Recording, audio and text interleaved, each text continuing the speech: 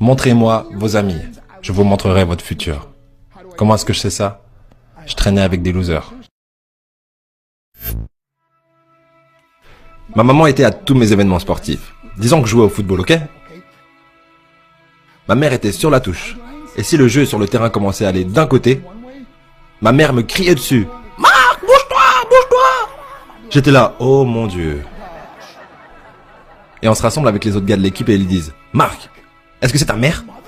Je réponds, non, je l'ai jamais vue de ma vie. Le plus beau cadeau que ma mère m'a donné. Elle croyait en moi. J'ai fait des overdoses sous drogue à 3 occasions où j'aurais dû mourir.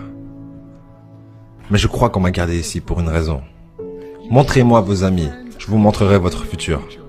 Comment est-ce que je sais ça? Je traînais avec des losers et je suis devenu le plus gros loser parmi eux parce que j'ai abandonné absolument tout, ce dont je rêvais quand j'étais un petit garçon, à cause des gens avec lesquels j'ai décidé de m'entourer. Mes amis me ramenaient à 2 ou 3 heures du mat. On était bourrés, foncés à rire dans la voiture.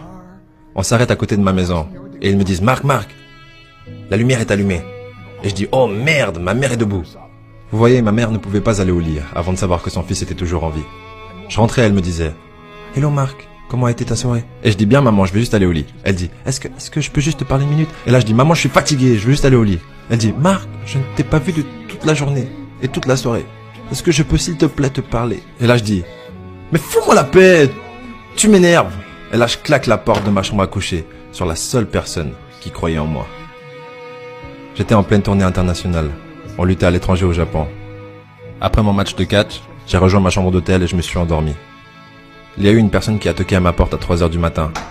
Je sors du lit, je regarde à travers la fenêtre de sécurité et je vois que c'est le promoteur japonais.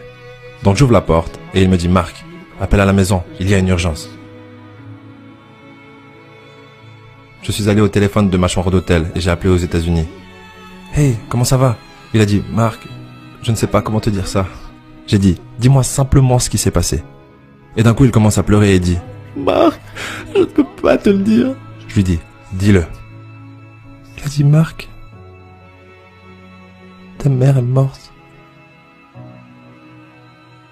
J'ai posé le téléphone, j'ai couru pour sortir de ma chambre d'hôtel.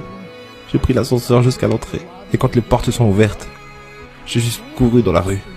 Je veux dire, il n'y avait pas de voiture, il n'y avait pas de gens, c'était 3 heures du matin. Et je marchais au milieu de la rue, à Hiroshima, au Japon.